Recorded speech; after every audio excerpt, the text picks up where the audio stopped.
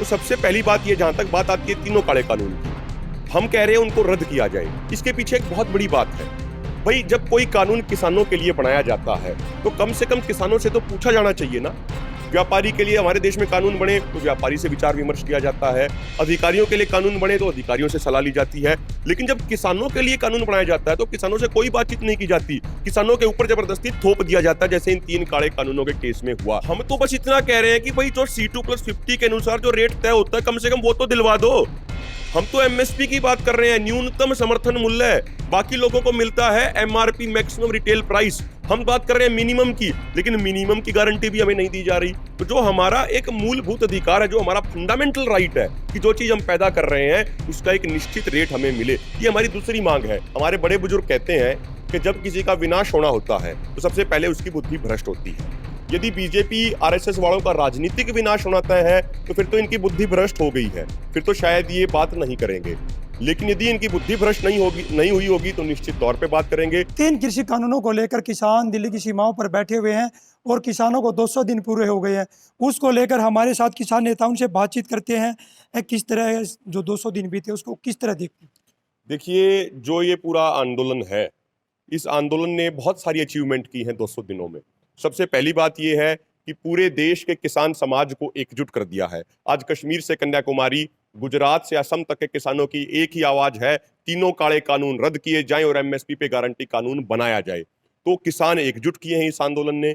और दूसरी बात यह है कि जो पहले हमारे समाज को बीजेपी, RSS और अन्य राजनीतिक पार्टियों ने जाति धर्म क्षेत्र के नाम पे बांट रखा था, आज वो हमारा समाज जाति धर्म क्षेत्र से ऊपर उठ के एकजुट हो गया है। और जो बेसिक मुद्दे हैं किसान समाज के, चाहे हम बात कर ले MSP गारंटी कानून की या बात करें हम तीनों काले कानून की, यदि आप इन मुद्दों को समझें तो सबसे पहली बात यह, जहां तक बात आती है तीनों काले कानून की, हम कह रहे हैं उनको रद्द किया जाए। इसके पीछे एक बहुत बड़ी बात है।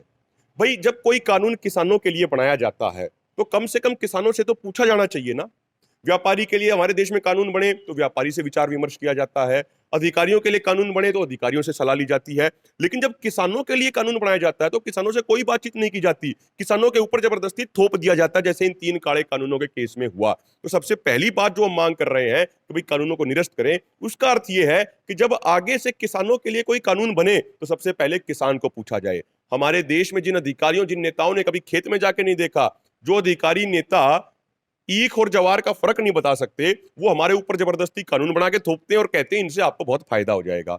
दूसरी बात, जहां तक बात आती है MSP गारंटी कानून की, देखिए हर वर्ग को यह अधिकार है कि जो चीज वो पैदा कर रहा है उसका रेट वो तय करे। हमारा रेट आज के दिन सरकार तय करती है। हम तो बस इतना कह रहे हैं कि भाई जो C2+50 के अनुसार जो रेट तय होता है, कम से कम वो तो दिलवा दो।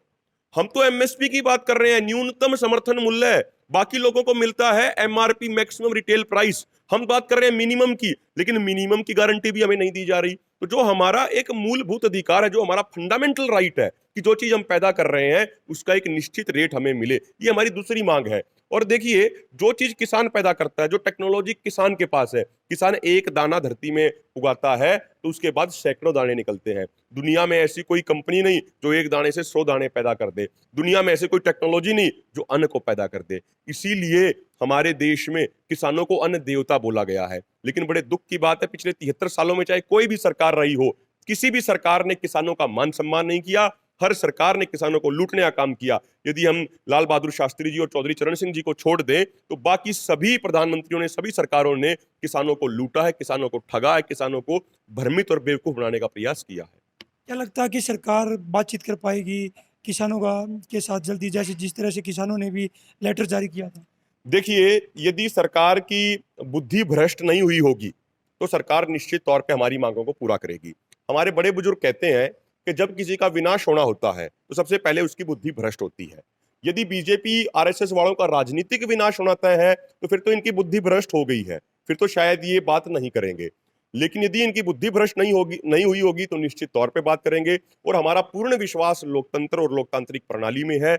लोकतंत्र के अंदर किसी भी मुद्दे का समाधान बातचीत के जरिए ही होता है। हम अपनी तरफ से, किसान संगठनों की तरफ से, संयुक्त किसान मोर्चा की तरफ से हमेशा बातचीत के लिए तैयार रहे हैं। लेकिन बातचीत ऐसे नहीं होगी जैसे प्रधानमंत्री कहते हैं कि एक कॉल दूर है।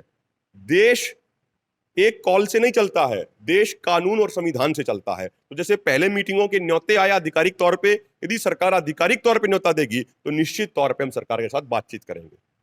देखिए, ये युवा किसान थे, इन्होंने कहा है कि अगर सरकार हमें न्योता देती है, बुलाती है बातचीत के लिए, तो हम जाएंगे और बातचीत से ही हल होगा। नहीं तो लगातार आंदोलन जारी है, जब तक तीनों मांगे पूरी नहीं होती तो आंदोलन जारी रहेगा। सोनीपत से पवन राठी, पंजाब केसरी टीवी। हमसे जुड़े रहने के लिए हमारे YouTube चैनल को सब्सक्राइब करें और नई वीडियो की नोटिफिकेशन के लिए बेल आइकॉन को दबाएं। अगर आप ये वीडियो Facebook पर देख रहे हैं तो लाइक जरूर करें और ज्यादा से ज्यादा शेयर करें। धन्यवाद।